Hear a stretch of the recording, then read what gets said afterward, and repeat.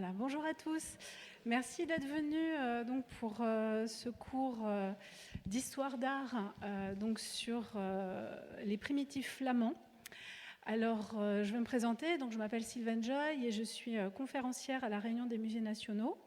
Et donc, ce festival d'histoire de l'art, ainsi que le précédent, en fait, a été l'occasion de proposer des cours que nous donnons soit en ligne le vendredi soir, soit aux Invalides le samedi matin, et que nous appelons donc Histoire d'art. Ce sont des cours qui peuvent se déployer en 2 heures, comme celui-là initialement et qui a été passé en 1h30. Nous balayons donc l'histoire de l'art de la préhistoire jusqu'au XXIe siècle. Et nous avons aussi donc des prestations plus spécialisées de cycles, de cours d'1h30, aussi des cours pour des prépas. L'année dernière, j'avais fait un cours sur l'animal qui en fait était un dérivé d'un cours pour des classes préparatoires, puisque c'était au programme des classes préparatoires scientifiques. Et cette fois-ci, donc c'était une proposition que j'ai faite, puisque le Festival d'Histoire de l'Art avait pour pays invité la Belgique. Il a paru logique, pour le coup, de présenter ce cours sur les primitifs flamands que nous avons intitulé « En Europe du Nord, regardez en détail ». Alors, cela s'inscrit dans un cycle beaucoup plus large autour de la Renaissance et évidemment mettait en regard d'autres cours, notamment sur l'Italie ou la France. Alors, ce cours, regardez en détail, vous allez voir, justement, on va voir assez peu d'œuvres, mais cela va nous permettre, à travers ces œuvres-là, de déployer donc déjà toute une période qui couvre à peu près le XVe siècle et qui correspond à ce qu'on appelle donc cette période dite des primitifs flamands, ce qui n'est pas un pléonasme, contrairement à ce que les Wallons pourraient penser, sachant que les Flamands, nous parlons de gens qui ont travaillé aussi bien pour la cour de France, la cour de Bourgogne, et les noms que nous allons voir, c'est Van Eyck, Van der Weyden, Memling, Robert Campin, etc. Alors, ce cours se développe avec une petite introduction. Vous allez voir, on va faire un peu de géographie au départ. Ensuite, nous allons parler des fondements, en tout cas chronologiques, à savoir le gothique international. Il était intéressant de voir ce qu'étaient les fondements esthétiques de cette fin de Moyen-Âge entre les années 1380 et 1420 et quels sont les changements, l'introduction de changements qui ont été opérés dans le nord de l'Europe. Nous verrons aussi le nouveau contexte social dans les Pays-Bas qui va favoriser un nouveau style, celui des primitifs flamands. Nous verrons en quoi l'iconographie, qui a l'air d'être très réaliste et qui l'est effectivement, est en fait une manière de développer une symbolique extrêmement riche, donc c'est la partie réalité au symbole. Et nous finirons sur le style des peintres du Nord, qui, de par son réalisme, se veut convaincant et vraisemblable. Alors, juste en matière d'introduction, voilà, nous avons ici une carte qui nous présente donc la zone géographique qui nous occupe, à savoir, alors attendez, je vais prendre juste un petit pointeur laser, voilà, ça va aller. Donc ici, j'ai divisé entre le Royaume de France, bien sûr, et l'Empire romain germanique. Nous avons ici la frontière entre les deux entités politiques. Et vous voyez, il y a un certain nombre de villes dont nous parlerons qui se trouvent actuellement en Belgique. Ça peut être Bruxelles, ça peut être, alors moi j'ai du mal à lire, c'est trop petit, Louvain, Liège, etc., qui sont autant de lieux dynamiques de création. Et nous verrons en fait comment cette zone géographique va voir déployer une entité politique assez cohérente qu'on va appeler les États bourguignons. Ces États bourguignons vont faire la jonction, je dirais, spatio-temporelle entre la fin du Moyen-Âge et les débuts de la Renaissance, à une période qui est la période de la guerre de Cent Ans. Et cette jonction géographique va être le moteur d'une nouvelle créativité fondée, elle aussi, sur un grand dynamisme économique qui favorise la brillance, vraiment le prestige de la cour des États bourguignons. Alors, la question qui se pose d'ailleurs quand on parle de ces dits primitifs flamands, c'est la difficile jonction entre le Moyen-Âge et la Renaissance.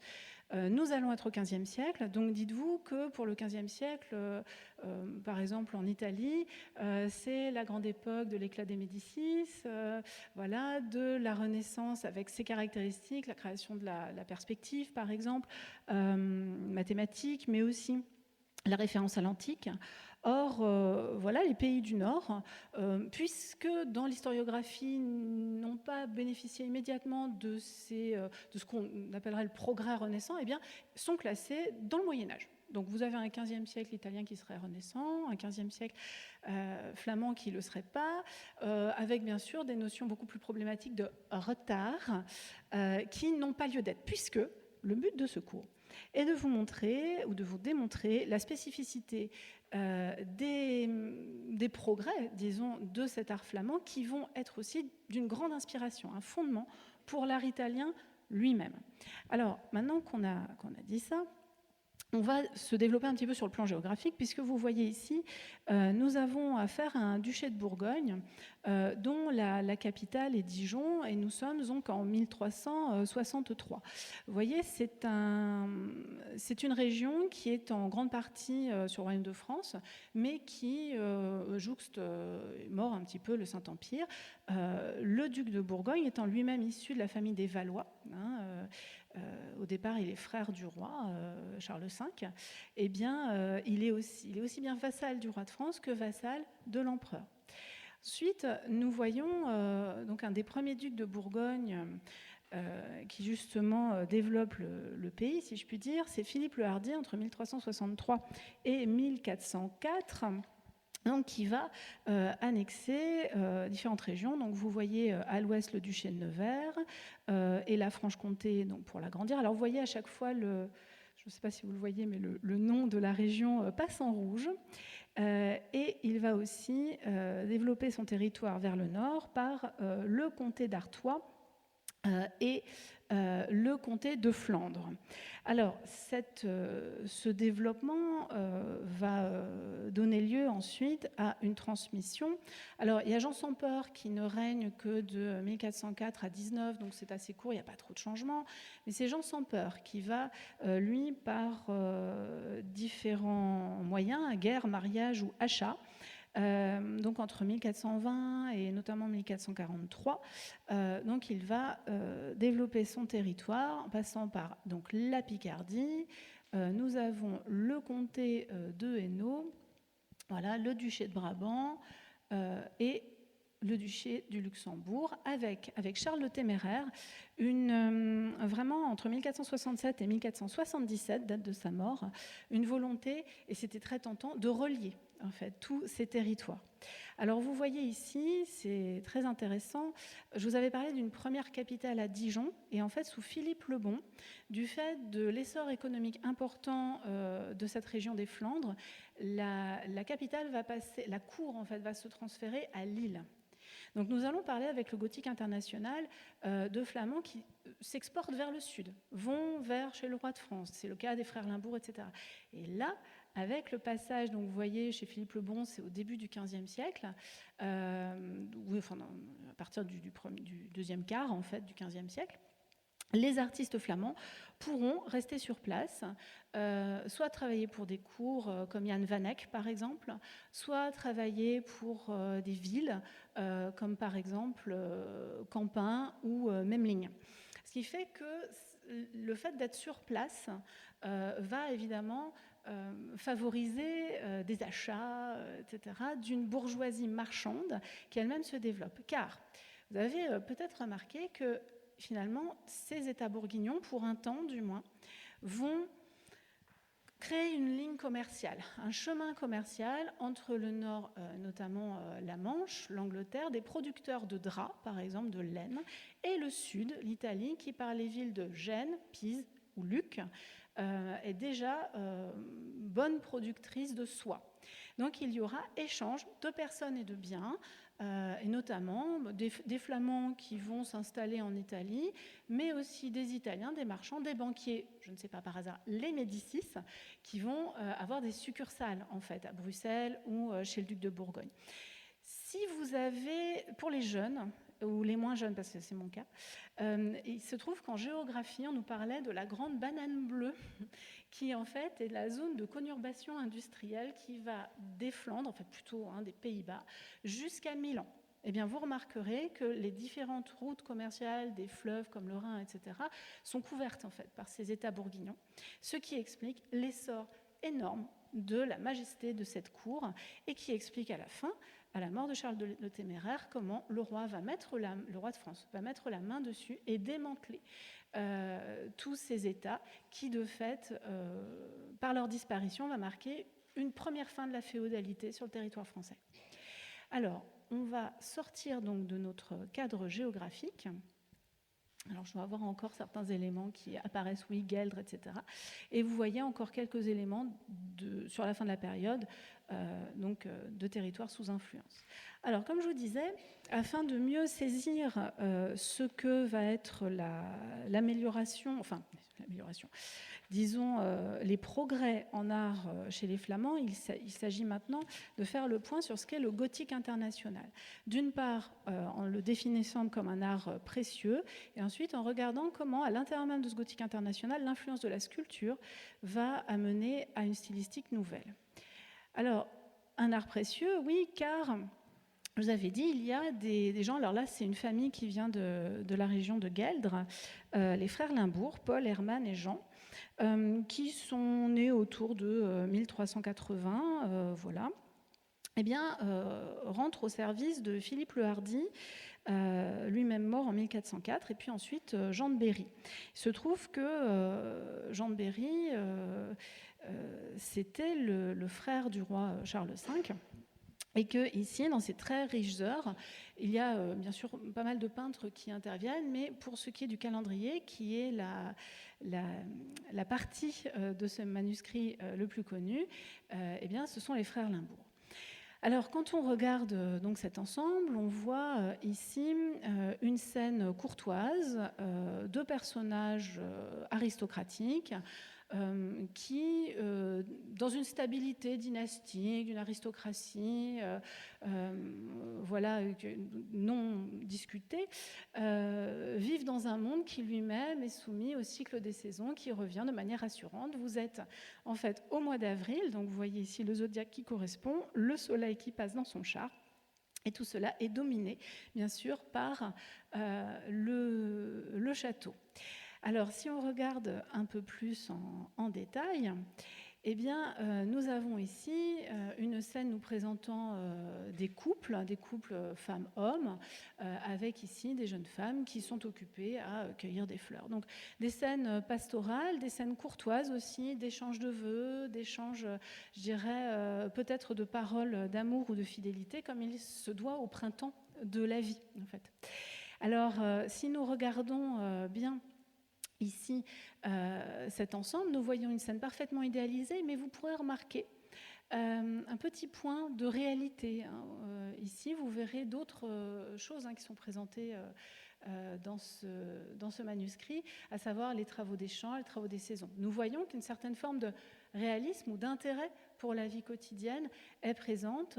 On peut même apprécier dans ces scènes, quand on peut vraiment faire un gros plan de haute qualité, on peut même voir les petits points brillants en fait, des filets des pêcheurs qui sont en train de jeter ces mêmes filets dans l'eau. Alors si on regarde un petit peu l'esthétique qui se déploie devant nous, nous avons donc ici des couples dont vous voyez le traitement en couleur et avec des lignes sinueuses et ondoyantes extrêmement gracieux. Donc des figures, vous voyez, avec des couleurs très saturées. Ici, un bleu de lapis pour la houppelande du personnage masculin. Ici, un bleu un peu mauve pour la jeune femme. Et puis, vous remarquerez dans ce déploiement de draperies aussi, des chapeaux plus ou moins à la mode, plus ou moins fantaisistes. Voilà, et des gestes de personnages qui ne semblent pas avoir d'articulation ni d'os. Donc d'une grande souplesse, une grande finesse d'exécution. Et puis ces personnages de jeunes femmes qui sont contorsionnés dans une grande subtilité de posture, avec aussi un contraste avec les carnations extrêmement fines, là encore extrêmement précieuses. Voilà. Et comme vous voyez, un coloris qui est extrêmement subtil.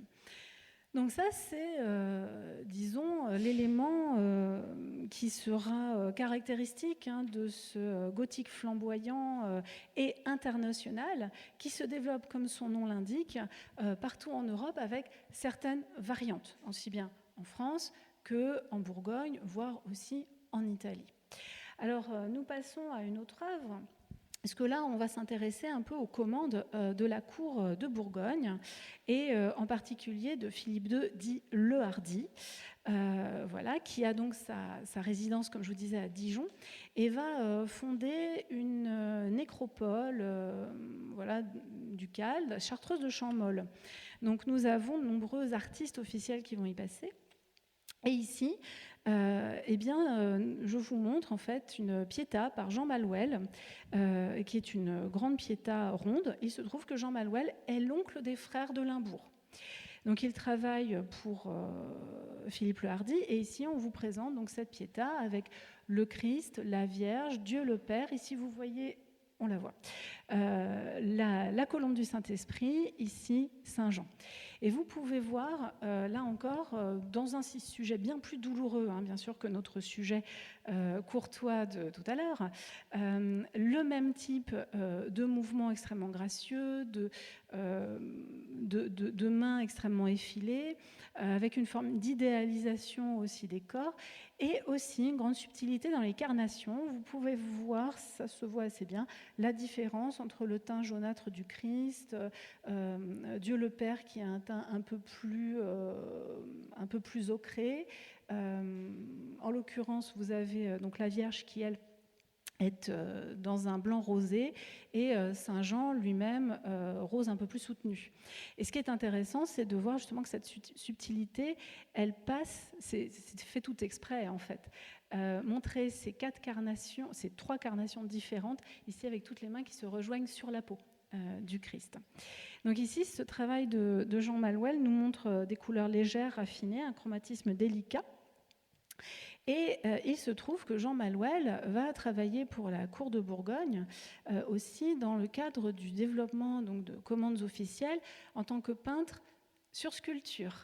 Alors, on va passer déjà par donc un retable, le plus ancien retable connu en France. Donc il s'agit ici du retable de Jacques de Berze, qui nous présente, on va regarder un détail.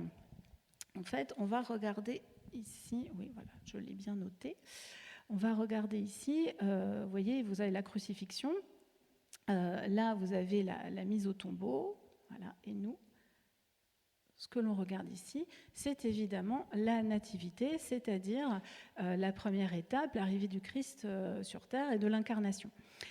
Donc nous avons ici quelque chose qui va marquer un changement dans cette esthétique du gothique international qui était, si je puis dire, un peu évaporée, très léger, voilà, avec ces carnations, vous avez vu, très fines. Et ici, vous avez en fait un traitement des drapés, des figures beaucoup plus amples, beaucoup plus solides, notamment les figures masculines. Et donc, vous voyez, bref, une préciosité très importante, notamment avec l'orfèvrerie, mais ici, donc une certaine idée de réalité du mouvement. Alors, ce retable, en fait, là, la partie qui est montrée, c'est la partie centrale qui n'est ouverte que lors des fêtes.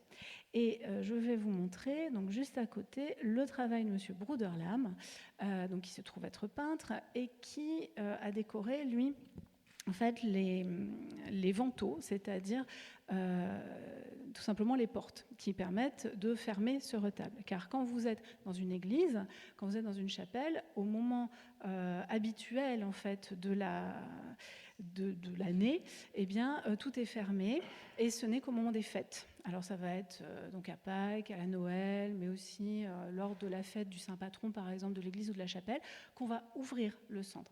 Et vous voyez, il y a une hiérarchie.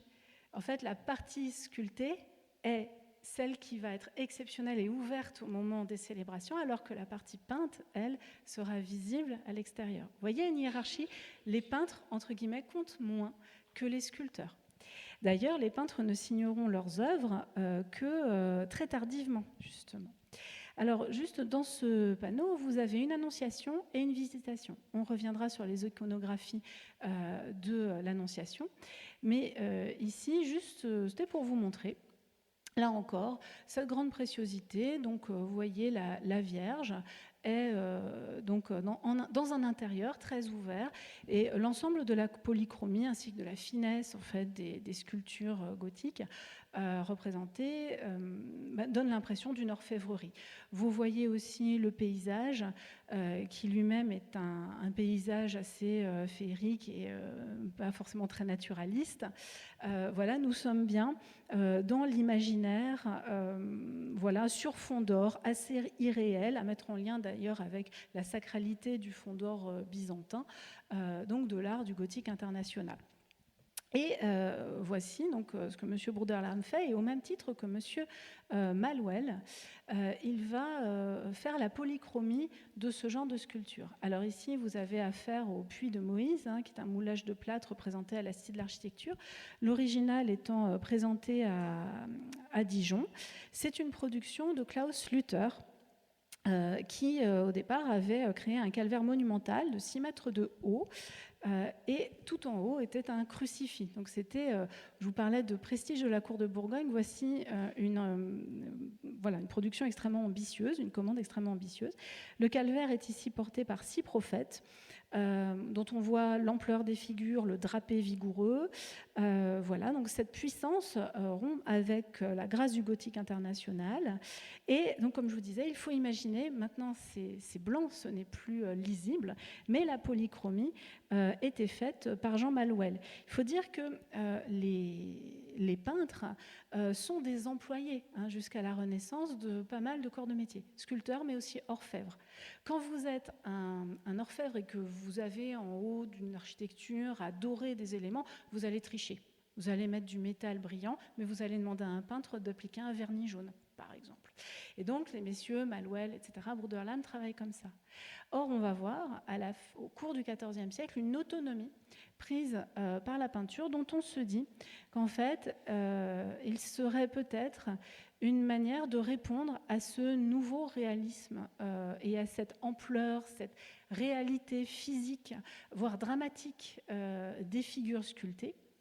Et donc, les artistes, en fait, on peut émettre l'hypothèse que le nouveau style flamand réaliste vient de cette volonté d'émulation.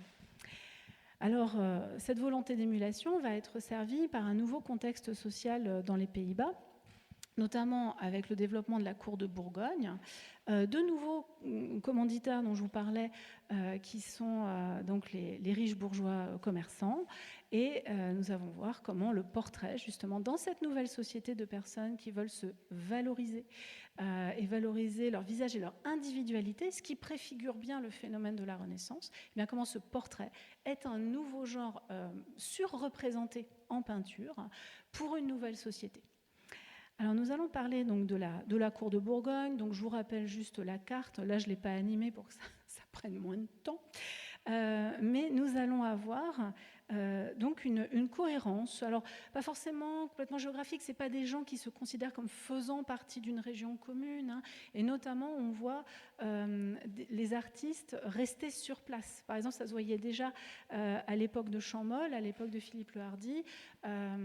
Voilà, Klaus Luther va travailler à Dijon, mais Bruderlam, il travaille chez lui. Voilà, il travaille dans les pays du Nord, quoi.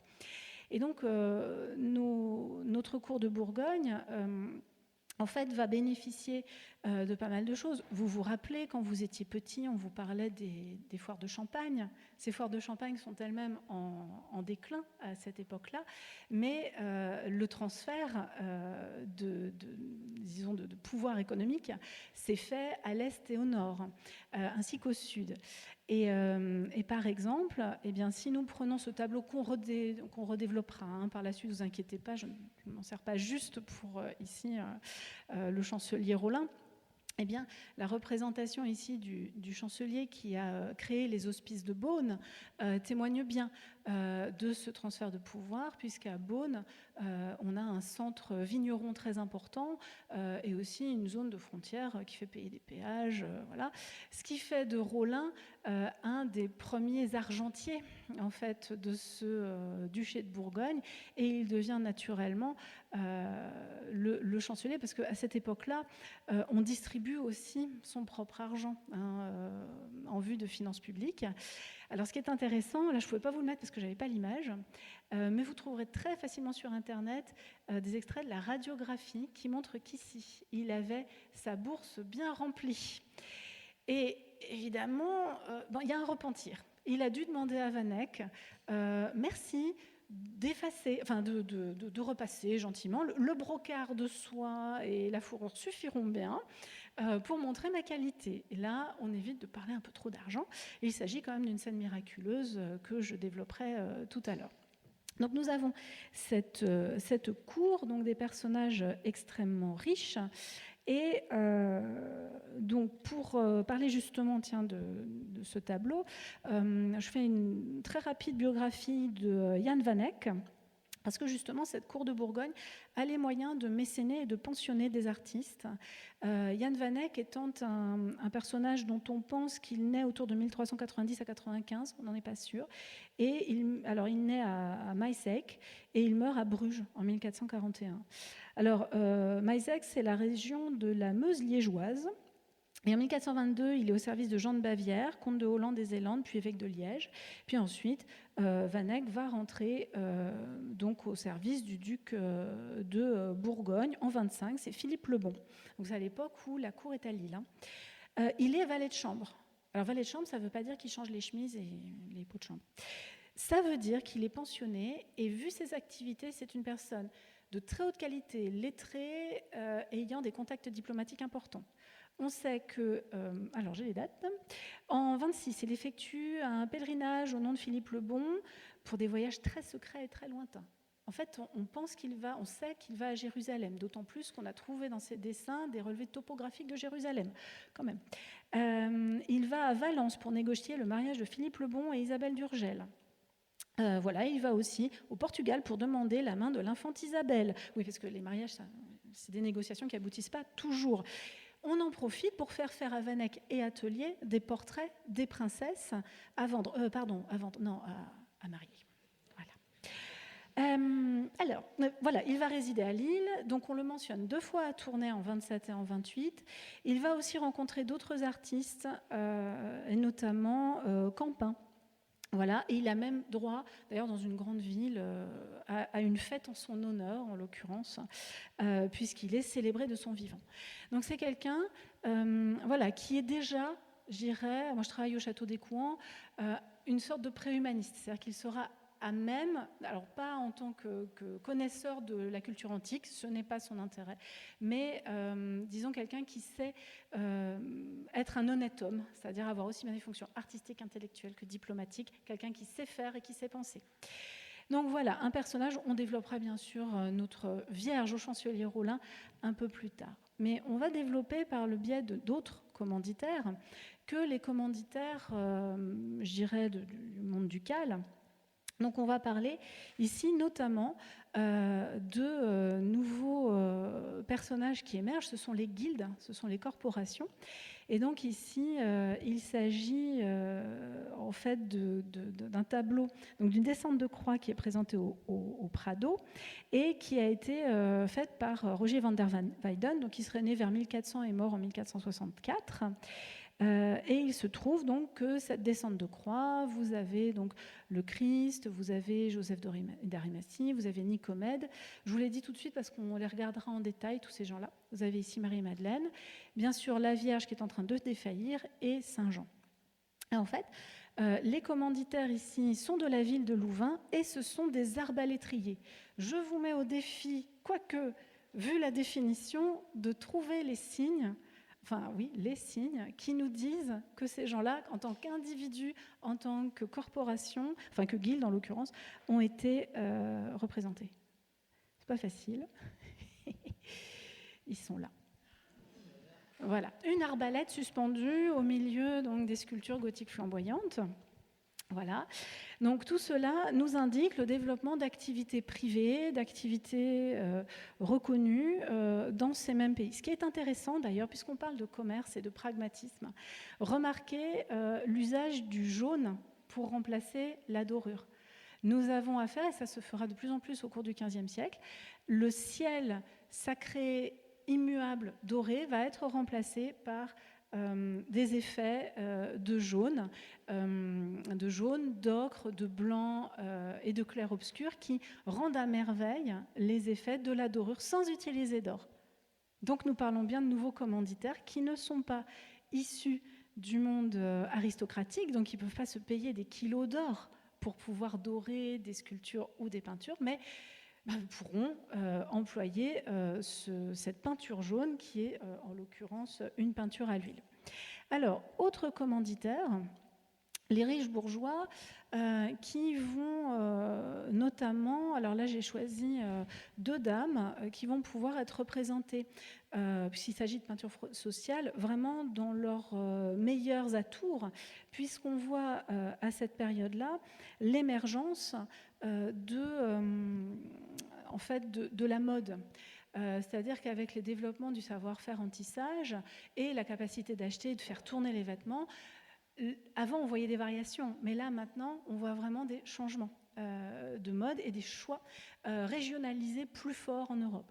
Donc là vous pouvez voir donc, dans le tableau de van der Weyden le portrait d'une jeune femme, où l'on voit ici la subtilité du rendu du voile, certainement un voile de soie pour obtenir une telle transparence. Alors là, ils font croire sur parole, mais vous avez des petites épingles, mini-épingles, qui sont représentées dans le chignon. Ici, la robe à tassel, qui est donc fermée sous la poitrine, qui est dans un tissu assez épais qui fait penser à du velours, elle-même fermée par une gorgerette d'un voile lui aussi extrêmement subtil, qui fait apparaître la carnation en dessous. Voilà. Vous avez à côté une dame plus âgée qui va faire montre notamment du port de fourrure. Alors, ces tableaux ici donc, témoignent, comme je vous disais, de cet enrichissement donc, de ce nouveau mode de représentation qui est en fait le portrait. Alors, ce portrait, c'est comme un miroir offert aux gens. Il y a une extrêmement forte demande, notamment dans les grandes capitales, par exemple, comme à Bruxelles, et les marchands, les colonies italiennes, commandent beaucoup. Alors, je vous donne un chiffre. Pour les 14 peintres les plus importants de l'époque, on a environ 530 portraits, ce qui est absolument énorme. Et 530, ce n'est que ce qui reste. Je ne pourrais pas vous dire si on multiplie par 2, 5, 10 ou 30, mais c'est les 14 peintres les plus importants. Donc les autres, on ne connaît pas forcément leur nom, ce sont des mains qui ne sont pas attribuées. Imaginez, c'est une explosion de miroirs. Comme je dis souvent aux enfants à l'école, quand ils viennent justement à l'école dans nos musées, je leur demande quels sont les moyens qu'avaient les gens de voir leur propre visage. Et jusqu'en 1840, il n'y a que les reflets, les miroirs, etc. Mais les miroirs ne sont accessibles qu'à la très haute société. Sinon, ce sont des métaux assez peu réfléchissants. Un autre moyen de voir son visage, c'est bien sûr le portrait. Voilà pourquoi il y a une appétence pour cette représentation de l'individu qui va être représentée en peinture. Alors, de fait, ici, vous voyez aussi une évolution qu'on a vue au fur et à mesure du XVe siècle. À l'époque du Gothique international, vous aurez en Flandre déjà cet intérêt pour les figures, mais elles seront de profil. Et là, vous les voyez 2-3 quarts. C'est-à-dire que vous avez aussi une notion de vie, quelqu'un qui s'est tourné vers vous. Ça règle aussi les problèmes de nez un peu trop proéminent ou pas assez esthétique. Voilà, donc le 3 quarts permet d'arranger certaines choses par le biais de la lumière. Et au départ, vous voyez avec Weyden ici, on est en 1460, le fond est encore neutre, avec Memling qui va reprendre une nouveauté qu'on voit la première fois chez Dirk Boots, ça va être par exemple le paysage, donc une fenêtre ouverte. Donc vous avez votre espace, l'espace même du personnage dont on voit peu à peu voir apparaître les mains qui vont ensuite se poser sur un parapet, et son propre espace. Et en fait, une espèce de volonté de représenter un espace fictif mais vraisemblable, qui fait dire aux Italiens dans ces mêmes années, franchement, les portraits flamands, il ne leur reste plus qu'à prendre la parole. C'est dire si les Italiens ne se sentent pas forcément supérieurs aux Flamands. Alors juste, je vous ai préparé quelques petits détails. Donc par exemple, ici par exemple, il y avait ce petit bout de fourrure, mais nous allons regarder de plus près. Voilà, les yeux donc, qui vont présenter aussi... pardon. Attendez, une petite erreur, voilà. Donc la bouche avec donc ses rides, etc. Et puis on voit, comme je vous disais, la fourrure qui est elle-même détaillée. Petit problème d'animation. Où vous voyez ici ces petits traits. Alors le pinceau à un poil est un outil qui sera utilisé, vous allez mieux comprendre en regardant les autres détails tout à l'heure. Alors le portrait, donc un nouveau genre pour une nouvelle société. Effectivement, c'est ce portrait qui est extrêmement présent. Et donc là, par exemple, avec Van Eyck, qui travaille parallèlement aussi bien pour le duc de Bourgogne que pour des commanditaires privés, c'est l'exemple de ses époux Arnolfini.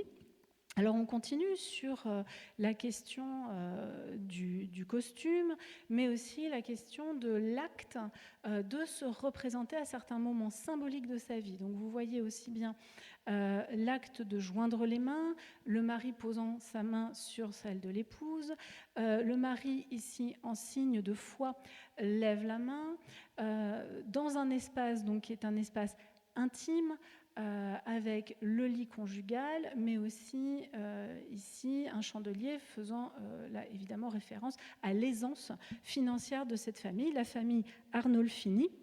Donc famille Arnolfini qui est en fait une famille de grands drapiers et qui ici célèbre le mariage alors d'un Giovanni, mais il y a un cousin et un frère qui auraient pu se marier dans les mêmes périodes, donc et d'une épouse dont on définit l'identité en fonction de l'Arnolfini choisi. Voilà. En tout cas, vous avez ici une représentation. Alors, j'ai choisi deux détails. Ici, donc le monsieur est drapier, et donc naturellement, toute la variété des tissus possibles qu'il porte et qu'il vend sont représentés. Alors pour lui, une sorte de manteau donc d'une couleur un peu violacée bordée de fourrure. La fourrure n'était pas portée forcément par les bourgeois une centaine d'années avant. C'était évidemment un matériau extrêmement onéreux. Et bien qu'on soit bien sûr dans le petit âge glaciaire, ce qui favorise évidemment le port de vêtements plus isolants, eh bien il n'en reste pas moins que cette fourrure reste un grand luxe. Il porte aussi donc un vêtement avec certainement des manches amovibles et bouffantes en velours et un chapeau qu'on identifie comme un chapeau de paille teinté au noir. Et là, il ne faut évidemment pas sous-estimer la part de cette couleur, de l'usage de la couleur noire. Alors, petite histoire de la couleur noire. En fait, la couleur noire, elle est difficile à obtenir, elle est difficile à maintenir. Elle va donc être un signe extérieur de richesse et de prestige, en fait, jusqu'à maintenant. Alors maintenant, c'est plus simple parce qu'on a le noir de grand teint. Ça, c'est venu avec la fin du 19e siècle et le 20e siècle. Mais à cette époque-là, ce sont des tissus que l'on va teinter à la noix de Galles. Et le problème, c'est que le noir va subir des transformations physico-chimiques qui font qu'il roussit, qu'il bleuit. Donc il faut en prendre soin. Voilà, il ne faut pas le laver. Et évidemment, c'est un privilège des riches. Comment s'habillent les pauvres ? Ils s'habillent comme ils peuvent, souvent en rouge, souvent en bleu, parce que c'est les couleurs qui tiennent le mieux, les colorants de Garance, les colorants de Guedes. Et pour ce qui est du blanc, là parlons du blanc par exemple ici pour la coiffe de la dame, eh bien c'est le même problème que pour le noir, ce sont des tissus qui jaunissent ou dont on a difficilement l'obtention d'un noir pur même au début de la vie du tissu. Donc noir et blanc sont un signe de richesse. Et la question du noir est intéressante parce qu'elle est liée à la cour de Bourgogne. C'est la cour de Bourgogne avec Philippe le Bon, etc., qui va mettre à la mode ce tissu noir extrêmement profond qu'on ne trouvait pas à la cour de France. Je vous ai dit, la Bourgogne va être démantelée entre la France et les Habsbourg, et vous avez les Bourguignons. Où va-t-on trouver du noir, par exemple, au XVIIe siècle? Eh bien, on va le trouver chez les protestants en Flandre, chez les Habsbourg, bien sûr, en Autriche, etc., mais surtout en Espagne. Et donc, ça va devenir, pour des raisons différentes, soit une couleur de très grand prestige, de très grande richesse, soit une couleur de l'austérité. Donc, magnificence et austérité en même temps. Voilà, le en même temps existait déjà à l'époque dans des zones différentes. Donc, nous avons ici quelqu'un qui va se faire représenter comme cela. Alors, avec son épouse, là, je vous ai choisi un détail qui montre un petit peu tout ce qu'elle porte. Les vêtements sont superposés, donc elle a un surcot vert lui-même bordé de fourrure, avec une robe elle-même gaufrée, avec plein de surpiqûres, voilà, cette robe étant bleue. Donc il faut aussi imaginer différents types de chemises et d'autres jupons. En tout cas, vous en avez quand même un assez bel échantillonnage pour la dame. Donc ici, on témoigne de soi et de son activité commerciale, de ce qu'on peut porter sur soi. Ici, je vous montre un tableau d'Hugo van der Goes qui est conservé à Florence à la Galerie des Offices et qui est extrêmement ambitieux. Regardez la taille, 2,53 m sur 5,86 m. Donc ici, la représentation donc, d'une famille. Voilà, vous les avez ici, en train de prier. Voilà, ici. Et au centre, vous avez donc une nativité. Alors, cette nativité, on ne va pas la détailler. En fait, ce qui m'intéresse, c'est nos commanditaires qui sont ici. Donc, cette famille italienne qui se présente en train de prier face au miracle dont elle est témoin. Ce qui est intéressant, c'est de voir que pour des raisons dynastiques, le père est accompagné de ses fils, la mère accompagnée de sa fille.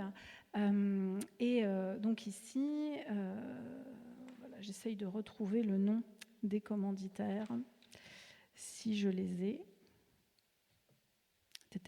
Excusez-moi, je cherche. Non, je ne les ai plus. Ils sont perdus dans toutes mes feuilles. On les retrouvera peut-être à la fin. Si vous voulez les savoir, je les chercherai dans mes notes. En tout cas, ces personnages, vous les voyez habillés là encore de la manière la plus récente, ce qui va d'ailleurs rentrer en contraste avec la représentation d'autres personnages qui, eux, font référence à l'antériorité de la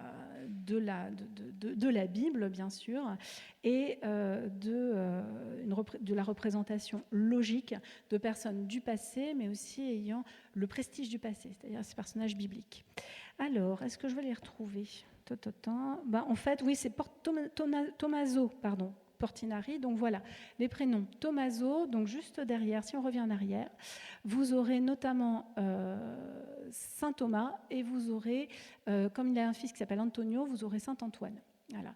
Et ici, vous aurez Maria avec Marie-Madeleine et la petite Marguerite qui se trouve représentée avec en fait Marguerite et son dragon. Là, le dragon est très moche, vous voyez la tête ici.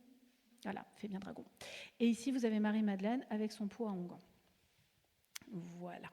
Donc notre triptyque Portinari n'est évidemment pas un lieu de dévotion privé. 5,80 m, c'est un peu grand. Donc on n'en fera pas un hôtel d'oratoire, en fait. Là, c'est pour une chapelle dans une église, qui permet encore là de témoigner du rôle des commanditaires. C'est-à-dire qu'on donne de l'argent, on donne des aumônes à l'église. Alors justement, tous ces gens-là sont servis par ce nouveau style qui va jouer des effets de réalité, qui est à nuancer puisque cette réalité se double d'une symbolique très forte avec une iconographie qui quelquefois nous échappe, qui est tout issue. Alors là encore, j'ai des notes, vous aurez droit aux hymnes, aux citations de la Bible, aux évangiles, etc. Ce qui fait qu'un monsieur Van Eyck peut s'en sortir quand il a une commande d'iconographie complexe. Mais ce qui fait qu'il y a aussi une collaboration certainement entre conseillers érudits ecclésiastiques et des artistes qui sont plus ou moins lettrés ou analphabètes. Je ne pense pas que M. Melning était analphabète, mais imaginons qu'il laisse son travail à ces gens d'atelier, il va falloir avoir une ligne de conduite. Donc voilà pourquoi on a besoin de toute une collaboration avec des érudits. Et donc cette partie, elle va commencer déjà par un thème qu'on oublie souvent, qui est un courant de pensée qui s'appelle la Devotio Moderna. Nous verrons ensuite comment justement les sujets sont actualisés de façon à permettre une méditation facilitée sur l'iconographie qui permet une meilleure identification du commanditaire à ce qu'il regarde. Ensuite, nous aurons une longue partie sur les symboles, qu'est-ce qu'ils veulent dire, alors pas tous. Et ensuite, nous ferons une synthèse sur une œuvre extrêmement ambitieuse, qui est le Politique de la mystique, production des frères Van Eyck, en l'occurrence commencé par Hubert et certainement fini par Yann. Alors, qu'est-ce que la Devotio Moderna ? Alors, la Devotio Moderna, vous allez voir, on va beaucoup développer la question de l'Annonciation. En fait, la Devotio Moderna, ça va être une vision, en fait, un mouvement qui prend son essor en Rhénanie à partir des années 1300 autour du théologien Eckhart. Et ce courant, en fait, tend à vouloir montrer qu'on peut privilégier l'union mystique entre l'âme du fidèle et Dieu par une recherche de proximité avec le Christ. Alors, on ne vous demande pas de chercher des exemples trop compliqués qui seraient issus d'une spiritualité mystique, d'argussie, de glose autour de la Bible. Non. On vous demande d'aller chercher dans la vie du Christ des exemples de comportements, d'attitudes. Et c'est notamment ce que développe Thomas A. Kempis, qui écrit L'imitation de Jésus, qui est un grand best-seller de l'époque. C'est vers 1427, on est précisément dans ces périodes-là.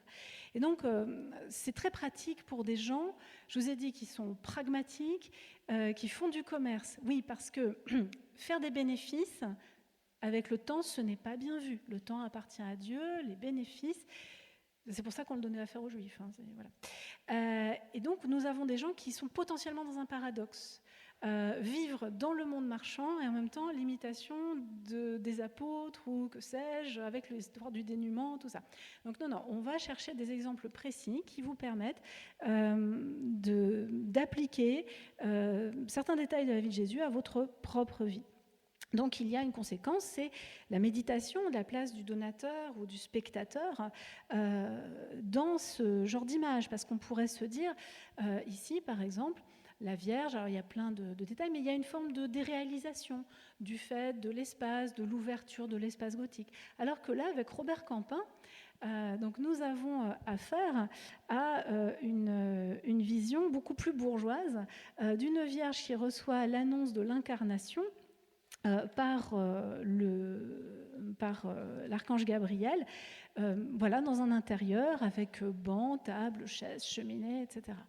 Alors certains auraient pu penser, voilà, nous sommes dans un monde qui est un monde économique, de gens qui sont certes pragmatiques, mais qui oublient la sacralité. Eh bien non, justement, le fait même de représenter tous ces détails est un fondement de cette sacralité. C'est comment transfigurer l'objet réel en objet symbolique. Alors là, j'en profite pour faire un petit bout de biographie donc, sur Robert Campin. Donc lui, il est né un petit peu avant Jan Van Eyck, 1375-79, et il est mentionné comme maître dans la ville de Tournai en 1406.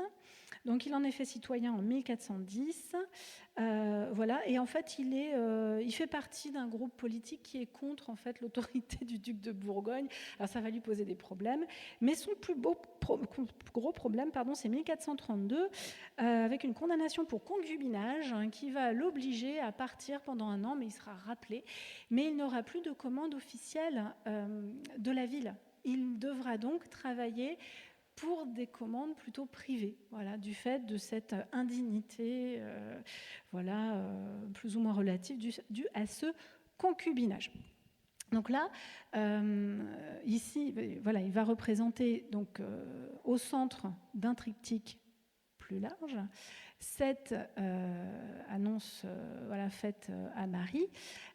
Ici, les commanditaires qui eux-mêmes, regardez, ouvrent la porte modestement pour... C'est très concret. Ils font un acte de méditation et ils ouvrent la porte, sachant qu'eux-mêmes sont venus de la ville, donc ils sont eux-mêmes rentrés dans un espace clos qu'on peut associer à l'espace de l'église ou du paradis, et ils ouvrent cette porte sur ce mystère. Ce qui va m'intéresser par rapport à la Devotio Moderna, c'est la représentation ici de Saint Joseph, qui est bien l'artisan. On le prend évidemment comme compagnon de Marie. Il est en train de travailler, et vous voyez ici, il est en train de percer des trous à la chignole, ce qui est une préfiguration bien sûr de la crucifixion et des clous qui vont blesser le Christ. Et puis, quand on voit ici cette représentation donc des outils, justement, on a ici des choses qui se croisent, ça rappelle la crucifixion, mais aussi un ensemble d'objets qui rappellent aussi bien les clous que la couronne d'épines, etc. Donc une préfiguration, comme je vous disais, de la crucifixion, ce qui est tout à fait logique, comme on avait vu, une nativité d'un côté ou une annonciation à Marie, et ensuite, évidemment, la crucifixion elle-même. Donc ces détails, vous les voyez, extrêmement bien détaillés, autant de supports pour des personnes qui peuvent se reconnaître dans l'imitation de la vie d'un saint, en l'occurrence. Autre élément intéressant, c'est dans un contexte bien sûr de vie populeuse, de ville marchande. Vous voyez donc comme si le portrait, enfin, la fenêtre du portrait s'était développée dans le cadre de l'image religieuse, avec ici voilà, ces images très reconnaissables de l'architecture du temps avec ces pignons crénelés. Voilà. Et des gens qui se promènent, notamment des gens assez aisés, avec les turbans comme on en trouve à l'époque. Donc ici, cette dévotion moderna, vous allez la voir aussi avec ce genre de personnage dont on voit ici donc, par Roger van der Weyden, dans le triptyque de Sainte-Colombe, ici une nativité, donc la Vierge, le Christ et les rois mages. Et vous voyez, alors là, je n'avais pas des très beaux détails à vous montrer, donc ça suffit quand même. Ces rois mages sont quand même extrêmement modes, quand même, avec des vêtements qu'on associe au passé. C'est assez intéressant, on les associe au passé. Donc, ils ont des vêtements qui sont exagérément superposés ou avec des ajouts, etc.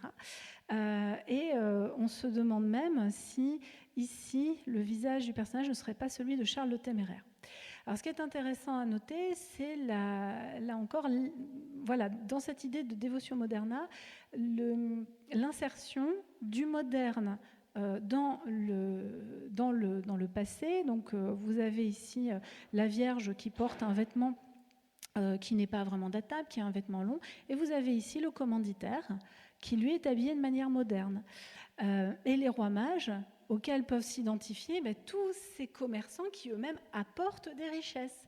Sachant qu'on le sait, il y a eu des mystères qui ont été joués et qui sont, à cette époque-là, et qui sont des mises en scène s'inspirant ou très proches des tableaux qui sont représentés. Donc, vous avez des tableaux qui représentent la vie et la volumétrie, les gens, l'espace de l'époque, et ces mêmes mystères qui sont en fait des grosses machines théâtrales dans lesquelles les commerçants locaux investissent de l'argent, mais aussi s'investissent personnellement puisqu'ils jouent des rôles. Et puis, il y a aussi des bénévoles moins riches qui vont faire les figurants. Et donc, vous voyez, tout ça, il y a une circularité, en fait, de cette activité sacrée et de cette activité littérale du croyant, qui va nous amener, bien sûr, à mieux comprendre cette notion d'actualisation donc, du sujet. Voilà. Avec notamment ce tableau donc, qui est donc cette descente de croix du Prado par Roger van der Weyden. Alors là, je vais vous donner aussi une petite chronologie. Voilà, il est, lui, inscrit à la guilde de Tournai et il va être domicilié à Bruxelles. Et en 1436, il devient peintre officiel de la ville de Bruxelles. Donc voilà, quelqu'un qui, ici, répondait, vous savez, à cette fameuse guilde des arbalétriers. Et donc, on va représenter les personnages selon un mode actualisé. Alors, ce qui est intéressant, c'est d'essayer de repérer ce qui sera une représentation classique d'une Bible située dans un monde ancien et ce qui est moderne. Alors, vous voyez, vous avez ici Saint Jean. Lui-même a un vêtement, c'est le vêtement long finalement depuis le début du haut Moyen-Âge, c'est un vêtement qui n'est pas vraiment datable, et vous avez les pieds nus. Les pieds nus font référence là encore habituellement aux apôtres. Donc là, Saint Jean, il est, disons, habillé comme dans le passé. Et puis vous avez la Vierge dans son vêtement bleu habituel, couleur donc la profondeur du ciel, qui est représentée ici, comme je vous disais, en train de défaillir. Et les autres personnages, eh bien, par exemple Joseph d'Arimathie, vous le voyez ici, avec un pourpoint, un manteau et des bas de choses, donc un vêtement court. Ici, Nicodème, long vêtement en brocart. Alors, je vous donne la définition du brocart, c'est pas très compliqué. C'est un tissage qui intègre des fils de métal précieux. Donc, vous pouvez avoir du brocart de soie, en général c'est de soie, hein, mais vous pourriez éventuellement avoir du brocart de laine, même si ça n'existe pas. Voilà, donc un personnage qui représente aussi un grand marchand, auquel peuvent s'identifier, là encore, nos marchands flamands.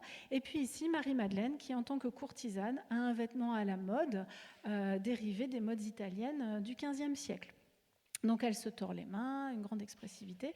Donc vous voyez ici une représentation qui, d'ailleurs, est assez intéressante parce que non seulement vous avez le vêtement, mais vous avez aussi l'architecture. Alors ici, j'ai choisi de vous montrer le maître de la vue de Saint-Gudule, un monsieur qui n'a pas de nom, mais qui a une main reconnaissable et surtout un petit tropisme habituel qui est que, en fait, ce monsieur, donc, il habite à Bruxelles et manifestement, il habite pas loin, enfin la ville n'est pas très grande, hein, il habite en face de la cathédrale Saint-Michel et Gudule, qui est en cours de construction. Donc quand on trouve Sainte-Gudule en cours de construction, ici il y a une tour qui n'est pas encore finie, eh bien on l'attribue au maître de Sainte-Gudule, c'est cohérent avec sa main, et puis c'est pratique, ça peut permettre de dater légèrement ces tableaux quand même. Voilà, donc ici, imaginez nos personnes qui sont susceptibles d'aller faire leur dévotion, de participer à des mystères, voient la possibilité que les miracles, ici, là encore, l'instruction pastorale, eh bien, que ces miracles puissent arriver dans leur propre ville, puisqu'ils voient leurs propres architectures. Voilà. Alors, parmi tout cela, il va y avoir aussi donc la notion de symbole et d'iconographie. Donc ici, il s'agit en fait, du triptyque Braque. Alors, ce triptyque Braque a été commandé donc, par un certain monsieur Braque qui est mort, en fait, entre-temps. Donc, on est autour de 1450, et donc c'est Weiden qui reçoit cette commande. Et le commanditaire, Jean Braque, décède en 1452. Sa femme s'appelle Catherine. Or, ici, vous avez un Saint Jean-Baptiste. Donc on n'est pas étonné, on se dit tiens, référence au commanditaire sans qu'il soit représenté. Mais là, vous avez une Marie-Madeleine. Ah bon, pas une Sainte Catherine. Pourquoi ? Certainement parce que, entre-temps, le projet iconographique a changé. Jean est mort, donc sa femme pleure sur son corps comme Marie-Madeleine a pleuré sur le corps du Christ. Marie-Madeleine étant parfaitement reconnaissable grâce ici à son vase à onguent. Et ici, Saint Jean-Baptiste, vous aurez l'inscription Ecce Homo, voici l'homme, donc il parle de l'incarnation.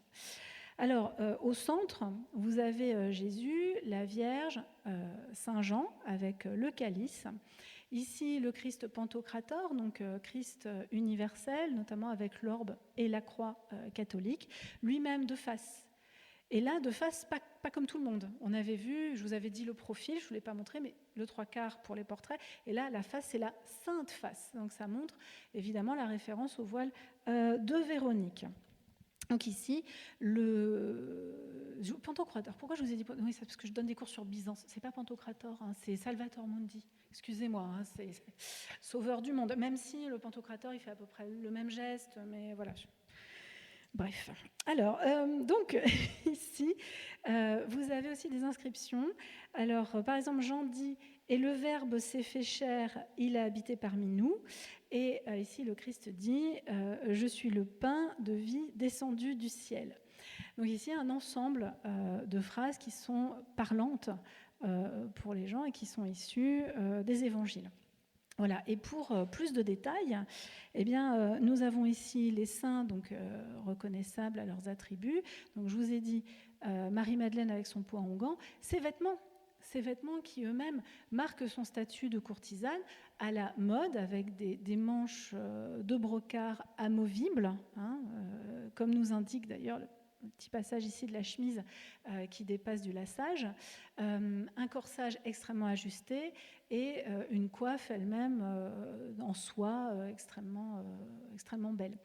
Quant à Saint Jean-Baptiste lui-même, il tient justement les évangiles qui vont venir après la crucifixion.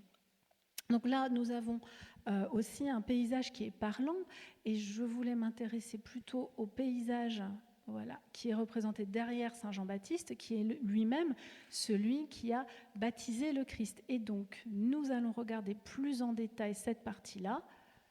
Le Christ, Saint Jean, les anges et des personnes qui sont témoins, peut-être, alors ils ne sont pas reconnaissables, mais peut-être la famille de Jean Braque en l'occurrence. Parce que vous voyez, ils sont habillés de manière moderne. Même à un poil, on arrive à le comprendre. Alors l'Annonciation est un support extrêmement important d'iconographie. Donc ici, vous avez donc cette fameuse partie centrale du triptyque de l'Annonciation dit de Mérode. Et vous voyez déjà quelque chose. Alors, je vous ai dit intérieur bourgeois, un banc, une cheminée, pas mal de matériel domestique. Et la Vierge qui elle-même n'est pas sur le banc, mais assise par terre. Pourquoi ? Parce que ça fait référence au Magnificat dans Luc 1, 48. Dieu a jeté les yeux sur la bassesse de son humble servante. Donc là, nous parlons de l'humilité de la Vierge. Et nous allons ensuite passer à, en fait, sa sagesse. Alors, la sagesse, où est-elle ?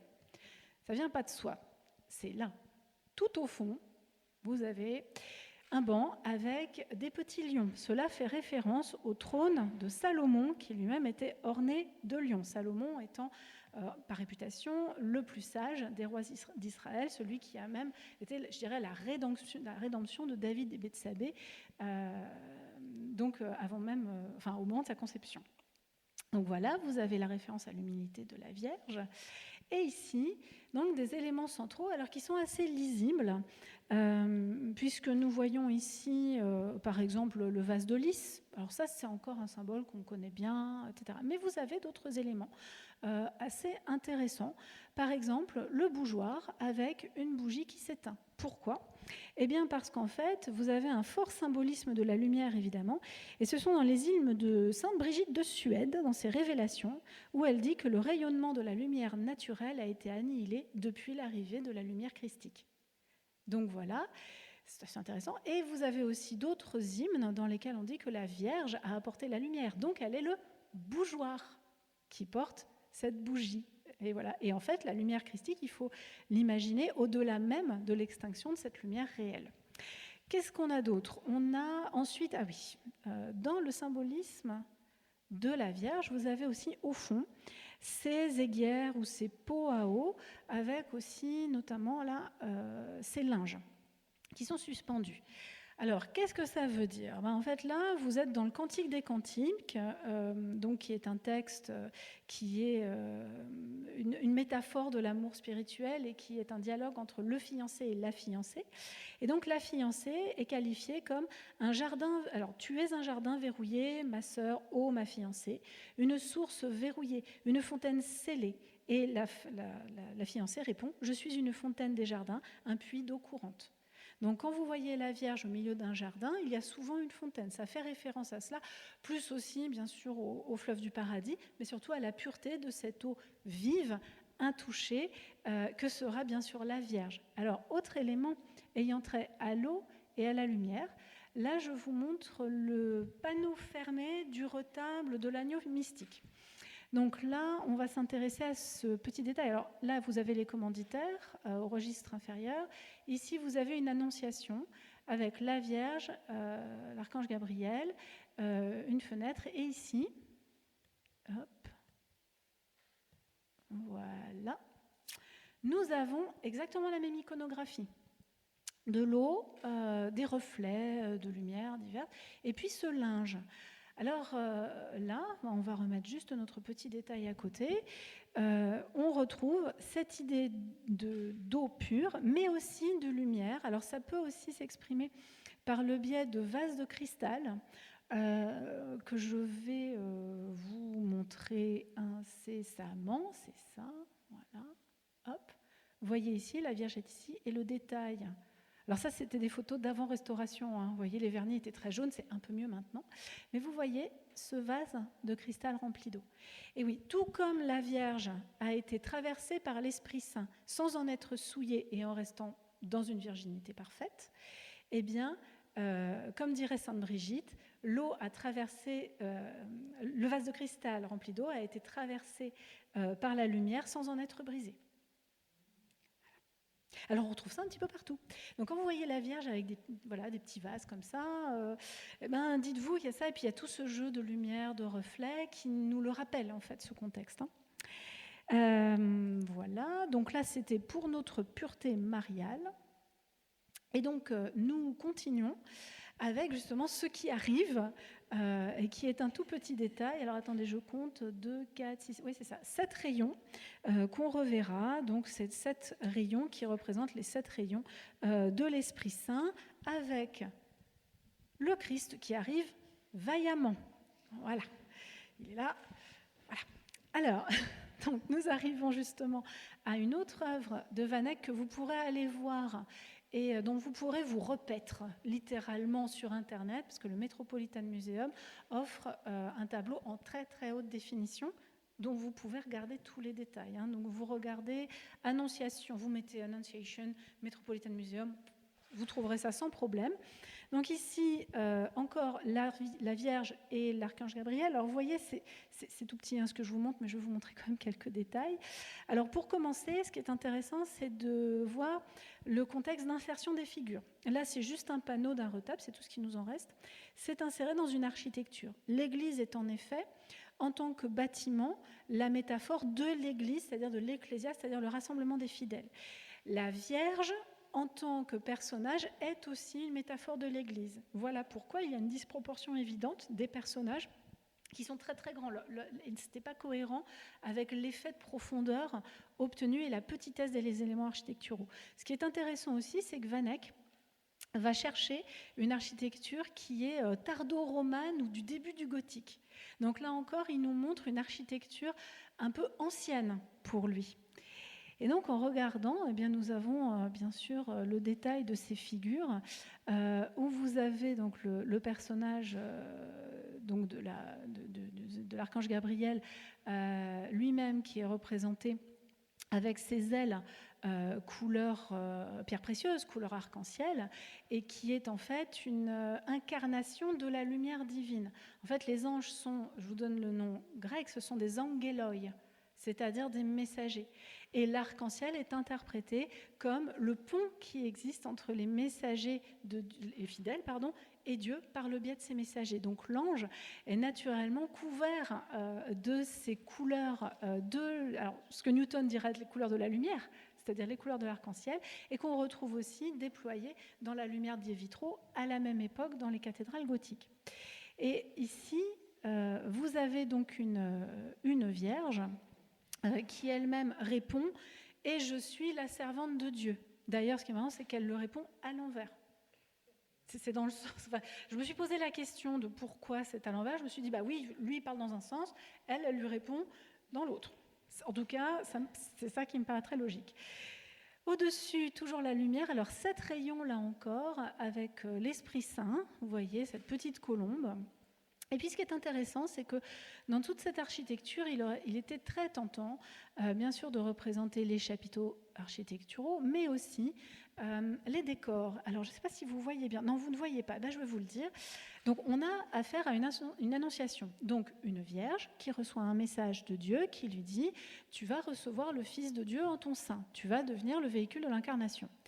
Or, depuis une certaine période de début de l'inchrétienté, une certaine pensée typologique s'était imposée, notamment, pour les chrétiens c'était pratique, c'était pour montrer la prééminence des chrétiens sur les juifs, disant ce qui se passe dans l'Ancien Testament préfigure ce qui va arriver, ce qui se résout dans le Nouveau Testament. Et donc cette pensée, elle va se résoudre dans l'iconographie au Moyen-Âge par des correspondances entre des événements qui se ressemblent. Donc par exemple, si je vous dis une jeune dame reçoit un enfant qui va lui-même être l'équivalent d'un prophète, enfin être l'avènement de Dieu, dans l'Ancien Testament, peut-être que ça vous rappelle l'histoire de Moïse qui a été sauvé par la fille de Pharaon. C'est précisément ce qui se passe ici. En fait, là, c'est la fille, c'est Pharaonis Philia, la fille de Pharaon. Et ici, vous avez un de ses serviteurs qui lui présente un couffin avec un bébé. C'est Moïse, en fait. Et on a de l'autre côté, mais là, vraiment, le détail n'était pas lisible. Ici, on voit le nom de Moïse. Donc Moïse, dans l'Ancien Testament, préfigure l'incarnation du Sauveur. Et puis, autre élément qui lui aussi est typologique, c'est sur le sol, où nous avons là Samson, qui est en train de d'ébranler le palais des Philistins en détruisant la colonne centrale, en fait. Et ce monsieur, Samson, eh bien, il représente bien sûr le pouvoir du Christ sur Satan, mais aussi une préfiguration de la colonne sur laquelle le Christ va être enchaîné et battu au moment de la Passion. Donc ici, vous avez là encore un cycle complet de la vie du Christ qui est représenté, intégrant aussi des références à l'Ancien Testament. Voilà. Et maintenant, on va passer à ce grand projet qu'est le polyptyque de l'agneau mystique. Donc là, vous vous rappelez ce que je vous ai dit. Donc premier plan, d'une certaine manière, c'est quand c'est fermé. Et ce qui est assez intéressant, c'est que donc vous avez nos commanditaires ici, ainsi que la scène, c'est assez terne comme couleur. Et en fait, toutes les couleurs vont s'ouvrir au moment des fêtes. On a l'impression qu'ici, le peintre, qui s'assume tout seul, et il n'y a plus de sculpteur, a envie de dire, regardez, les sculpteurs peuvent faire de la sculpture, mais moi, je fais une peinture qui a l'air plus vivante même que la sculpture. Et oui, effectivement, il y a quelque chose d'étrange, de nouveau. Il représente de la sculpture non peinte. Il fait de la grisaille. Donc ça, c'est nouveau depuis les années 1420. On représente des sculptures en grisaille. Et il y a aussi cette idée de passer d'un monde sculpté non incarné à un monde incarné. Donc ici, voici le commanditaire qui s'appelait Jacob Veit, et puis son épouse, voilà, qui sont tous les deux accompagnés de saints. Alors on va ouvrir le polyptyque. Et donc nous avons ici donc, plusieurs registres d'une iconographie extrêmement complexe, avec au centre, en fait, vous avez ici... alors, je vais vous montrer le détail dès maintenant, c'est plus simple. Vous avez ici, alors, soit le Christ, soit Dieu, parce qu'il y a une tiare, etc. Le vêtement de pourpre. Bon, peu importe, de toute façon, le Christ est Dieu. Hein, chez les catholiques, il ne forme qu'un, donc vous n'avez pas à choisir, ça ne pose pas de problème. De ce côté-là, la Vierge, de ce côté-là, Saint Jean. Vous vous rappelez ce qui était représenté sur le retable fermé, c'était l'Annonciation. Donc on parle de l'incarnation et maintenant on parle de l'espace spirituel qui s'est ouvert et donc de l'éternité. Alors si on revient donc à l'ensemble de nos éléments, nous avons un concert des anges de part et d'autre, et vous voyez donc des figures qui sont Ève de ce côté-là et Adam, et qui sont rapprochées. C'est aussi une forme de typologie avec Saint Jean, le Christ, et la Vierge. Au registre inférieur, vous avez ici l'adoration de l'agneau et vous avez un certain nombre de personnages qui arrivent, donc notamment de ce côté-là les chevaliers du Christ, de ce côté-là les pèlerins menés par Saint Christophe. Ici l'agneau, on va le voir d'un peu plus près, l'image n'est pas très belle, mais l'agneau verse abondamment du sang dans le calice et vous avez ici des anges qui tiennent les instruments de la Passion. Un ensemble donc de prophètes s'avance et ici, notamment les vierges arrivent par l'arrière du paysage. Alors, on va regarder certains détails. Ce qui est intéressant, c'est qu'il y a encore de la typologie dans la typologie, puisqu'ici, vous avez Adam avec ses deux fils qui vont sacrifier. C'est le sacrifice d'Abel et de Caïn. Et ici, la Vierge, Ève, qui va être représentée avec l'assassinat d'Abel par Caïn. Vous remarquerez évidemment, c'est à Madame qu'on attribue ce péché. Donc, c'est-à-dire qu'il y a deux éléments, le péché originel, le meurtre, enfin tout ce qu'il faut. Voilà, et vous remarquerez que répond à l'incarnation même d'Ève, de la chair, cette scène en grisaille. Donc là encore un jeu sur l'espace et la profondeur. Alors on peut aussi regarder les concerts des anges, donc c'est celui du panneau de gauche qui va être développé un petit peu. Donc vous avez ce concert des anges qui sont donc proches de Dieu et qui peuvent en regarder la face, anges qui sont eux-mêmes couverts de brocart, avec un détail qui rappelle, là, cette fois-ci, l'avènement d'une nouvelle vie, l'Apocalypse, avec quoi la représentation de Saint Michel et du dragon. Ici, tout au bout, Saint Christophe, qui domine de toute sa taille les pèlerins, qui sont le plus loin, vous remarquerez, parce qu'en fait, c'est nous, c'est ici-bas. Hein. Et donc, Saint Christophe, médiateur de ce voyage vers Dieu par le biais d'un pèlerinage. Et vous pourrez remarquer donc la volonté de représenter un peu tous les âges, tous les statuts, mais tous ces gens sont des messieurs. Pourquoi ? Parce que les femmes qui mériteront de rejoindre Dieu, ce sont les vierges, évidemment, qui sont elles-mêmes dominées par en fait scène architecturale de l'Église. Et vous remarquerez, j'ai juste mis un détail, voilà, les végétaux avec cette idée du jardin clos de la Vierge. Et puis au centre, un élément intéressant, donc notre agneau qui est accompagné des anges tenant les instruments de la Passion, c'est quelque chose que vous pourrez aussi trouver facilement sur Internet. Moi j'ai trouvé sur Wikipédia, ils ont photocopié un bouquin. Avant la Restauration, l'agneau avait l'air tout à fait zoomorphe. Il avait les yeux sur le côté. Et depuis la Restauration, qui a permis de retrouver déjà des couleurs beaucoup plus fraîches, allègement des vernis, etc., enlèvement des repeints, par exemple, voilà, on est sûr maintenant qu'Adam et Ève sont bien tout nus, voilà, eh bien, l'agneau a changé de tête. En fait, l'agneau est devenu humain. L'agneau a les yeux devant, comme certains chiens. Voilà, ce qui lui donne un côté anthropomorphe. C'est la face du Christ qui vous regarde dans l'agneau. Et donc c'est l'agneau, le triomphe de l'agneau, qui dans l'Apocalypse dit « Alors je vis, un agneau se dressait qui semblait immolé ». Et toujours pour l'idée de la source vive du sang du calice, là, ici, qui saigne très abondamment, hein, vous trouverez ça aussi facilement sur Internet. Dans l'Apocalypse, au chapitre 7, on dit « Car l'agneau qui se tient au milieu du trône sera leur berger, il les conduira vers des sources d'eau vive ». Voilà, donc ici, vous voyez une complexité, un nombre de personnages, un jeu sur les registres inférieurs, supérieurs, la proximité avec le Christ, la proximité soit avec l'incarnation, soit avec le paradis, qui nous fait dire que soit Jan van Eyck savait tout, je vous ai dit c'est un homme lettré, c'est possible, soit bien sûr il y a eu tout un programme qui a été créé avec un ou des lettrés. C'est possible qu'il ait fait ça tout seul, mais comme je vous dis, il est beaucoup plus probable qu'il y ait eu collaboration. Et donc on va finir avec cette affaire de style. C'est là qu'on va pouvoir enfin développer la Vierge au chancelier Rollin, qui fait quand même l'objet de très très nombreux commentaires dans de nombreux bouquins. Donc mon idée n'est pas du tout d'épuiser le sujet. Hein. Vous avez bien vu, on survole assez vite. Donc on va parler d'espace et de perspective, ensuite de la manière dont les figures sont traitées, et ensuite de ce que va apporter la peinture à l'huile, parce que tous ces flamands, au départ, au début du XVe siècle, ne peignent pas à l'huile. Donc espace et perspective. Alors voilà, nous sommes au XVe siècle, en 1435-36, c'est la publication par Alberti de la théorie de la perspective mathématique. Or, nous voyons qu'avec ici donc Monsieur Brouder-Lam, ici Robert Campin, voilà, eh bien, les espaces sont traités séparément avec leurs propres effets de profondeur qui sont. Alors ici, il y a même en fait une perspective inversée. Vous avez un toit ici. Et vous voyez que la zone de fuite part dans l'autre sens. Ici, c'est le carrelage. Là, quand on regarde cette partie-là, en fait, ce sont juste des lignes qui sont parallèles.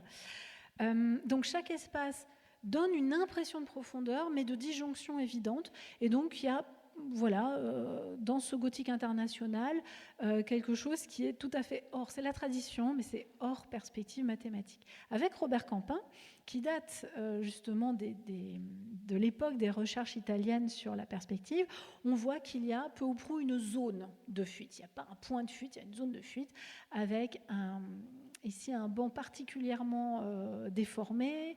J'ai repris des lignes là, voilà le plafond ici. Évidemment, ça ne converge pas. Et on voit arriver Jan van Eyck, qui va créer un espace qui semble cohérent, qui d'ailleurs l'est visuellement, un espace fermé ouvrant sur un espace paysager. Mais quand on regarde, en fait, ça ne correspond pas tout à fait. Alors, on pense que Jan van Eyck, ici, a peut-être essayer de créer une perspective, mais plutôt à tâtons. Et puis de toute façon, souvent on s'est dit les Flamands ils sont en retard, mais en fait, quelquefois dans la chronologie de certains artistes, on voit des points de fuite quasiment maîtrisés pour une année, et puis l'année d'après, autre chose. Donc, point de fuite l'idée n'est pas qu'il ne soit pas maîtrisé, l'idée c'est qu'on se rapproche plus ou moins peut-être de la tradition habituelle flamande. Alors, ici, vous avez donc des espaces qui sont créés avec ici un espace intérieur qui semble réel. Or, le chancelier Rollin est dans un espace qui rappelle au fond la Trinité, et puis un sol dont les étoiles, etc., rappellent l'Apocalypse, ainsi que le couronnement de la Vierge, qui lui-même est une scène de l'Apocalypse. Donc, c'est l'ouverture du paradis. Il est par anticipation, invité au paradis, ce monsieur. Vous comprenez pourquoi il a fait effacer son porte-monnaie. Et donc, l'espace extérieur a sa propre lumière. Et cet espace, on reverra ça un petit peu en profondeur tout à l'heure, mais on est en haut d'une tour. Or, justement, c'est l'image de la Vierge en haut d'une tour est aussi une image de la symbolique de la pureté de la Vierge. Et vous avez un jardin clos dont on verra un peu plus de détails. Au fond, nous avons un espace, entre l'espace des hommes ici et l'espace spirituel là, un pont qui représente la concorde entre ces deux espaces. Voilà. Donc si on regarde un petit peu mieux, de part et d'autre, ça fait vraiment deux espaces qui sont séparés. Et là, la Vierge, où on ne voit que des églises. Alors on a essayé pendant des années, on s'est dit quelle ville c'est, etc.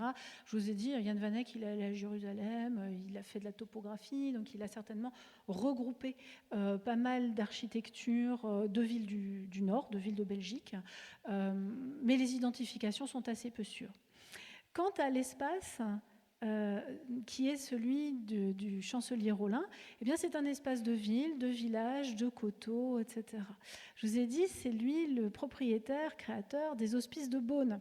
Donc ces coteaux, on va les regarder un peu plus en détail, eh bien ils sont tout à fait lisibles, ils sont riches et ils peuvent être plantés justement de vignes.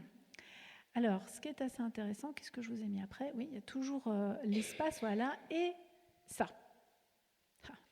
Au Louvre, c'est pas facile à voir, donc on en profite. Je vais vous montrer ce qu'il y a marqué. Parce que vous avez un espace mystique et un espace réel. Ici, donc niveau de batterie faible. Non mais il reste 10 minutes, t'inquiète pas. Voilà. Donc ici, qu'est-ce qu'on a ? On a la sortie d'Adam et Ève chassés du paradis par l'archange Gabriel. Ensuite, ça a trait au péché. Donc, ensuite, vous avez le sacrifice de Caïn et Abel. Ensuite, vous avez le meurtre d'Abel par Caïn. Et encore un autre péché, mais cette fois-ci, ça a à voir avec le vin. L'arche de Noé ici. Le sacrifice du bouc, ou du bélier, pardon, ici. Et étant inventeur de la vigne, Noé s'enivre et reste dénudé, ivre-mort en fait. Ses fils se moquent de lui, sauf Sem qui le couvre. Donc vous avez ici différentes perspectives sur le péché, etc., mais aussi peut-être la vanité d'un monde, celui du chancelier Rollin, qui est celui de la vigne, de la richesse, etc. Mais c'est bien caché au fond, hein, quand même. Voilà, et vous avez ici notre espace du jardin avec, alors c'est amusant, les pans qui sont du côté du chancelier, donc c'est le caractère imputrescible dans les... Comment ça s'appelle déjà? Bon, bref, c'est pas grave. Bon, dans les dictionnaires métaphoriques des animaux de l'époque, eh bien, c'était l'idée qu'on se faisait des pans. Certes, ça représente le Christ, mais c'est aussi l'orgueil. Et au centre, vous avez cette fois-ci, alors 2 animaux, donc l'épi, ça représente le sacrifice du Christ, l'épivoine, alors les églantines, l'épivoine qui représente les roses du paradis, bien sûr les lys, mais aussi les pâquerettes et les myosotis, qui représentent la pureté et l'innocence du Christ. Et vous remarquerez, ça y est, c'est fini, c'est pas vrai. Ah non. Alors ça, il n'a pas pris le... Est-ce que j'ai un assistant qui peut juste venir? Parce que je ne comprends pas. Ah, il a été mal branché. Ah oui, d'accord. Alors, comment est-ce que ça peut se régler? Ouais. Vous voyez où est le Alors, où est-ce qu'il est? Alors, attendez. Non, mais il a pas l'air... Il a l'air un peu mort, en fait. Bon.